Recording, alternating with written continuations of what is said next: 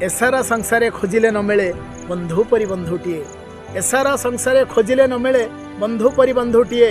निस्वार्थ पर पांच बंधु आम, निस्वार्थ पर पांच बंधु आम, तांको सम अछि किए, तांको सम अछि किए। वर्तमान समय आपन को कई प्रश्न कले आपनकर बंधु संख्या केते, आपन निर्विकार रे निर्द्वंद रे कहि दियंती मोर बंधु संख्या हिसाब नहीं, कलना नहीं। मन को आसी जाए मोर सोशल मीडिया रे केते जे बंधु तार हिसाब नहीं। किंतु आम जीवन रे प्रकृत बंधु निस्वार्थपर बंधु 5 जन। प्रथम बंधु जी आमको जन्म दे ए संसार आलोक देखेले से आउ कहीं नुहति, से आमर माँ। आमर अली अर्दली और जिते घात प्रतिघात आम देले निजर संतान भावी आमको सी ओलै नि से कहती सतरे माँ बोली डाकीदेले प्रतिध्वनि खेली जाए माटी ठू आकाश। माँ बोली डाकीदेले प्रतिध्वनि खेली जाए माटी ठू आकाश। गगन पवन प्रकंपित हुए। आम को केबे कष्ट हेले से क्षण करे पार्टी बाहरी आसी जाए माँ। सतरे जार तुलना नहीं, जार विकल्प नहीं, सी होती माँ आम प्रथम बंधु।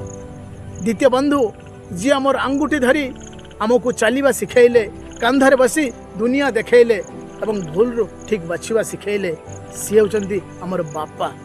से मु कहे सबू बापा माने एमिति केमिति, सबू बापा माने एमिति केमिति, घरटीए छातटे जमिति, घरटीए छातटे जमिति। जमिति खरा वर्षा छात आमको सुरक्षा दिए, सेमिति आमर विपद आपदे आम बापा आम पाखे छड़ाई जाती। कथाटी अच्छी बाप थिला पुओ केबे सभारे हारेना, से आम द्वितीय बंधु। तृतीय बंधु बापा माँ माध्यम जी आमको संसार को आणिले। आज जहाँ आम बंचीछु, जहाँ निश्वास प्रश्वास चली, सी होती ईश्वर परमेश्वर जगत ठाकुर। तांको बिना गछर पत्र भी हले नहीं, तांको बिना पवन भी बहे नहीं, सी होती आमर तृतीय बंधु।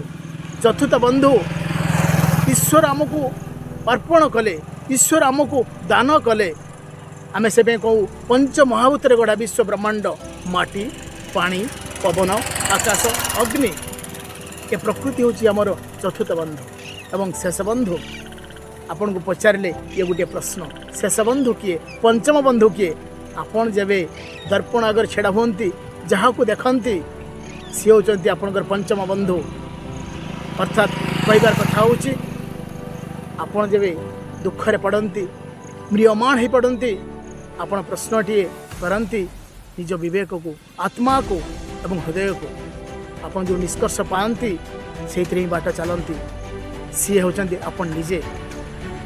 आउ जो माने संसार बंधु अच्छा से आमर बंधु, आम विपद आपद छेड़ा हुंती, सुख दुख साथी हुंती, किंतु सतरे प्रकृत बंधु होती यही 5 जन, जहाँ आज आम निर्द्वंद बाट चलुँ। धन्यवाद।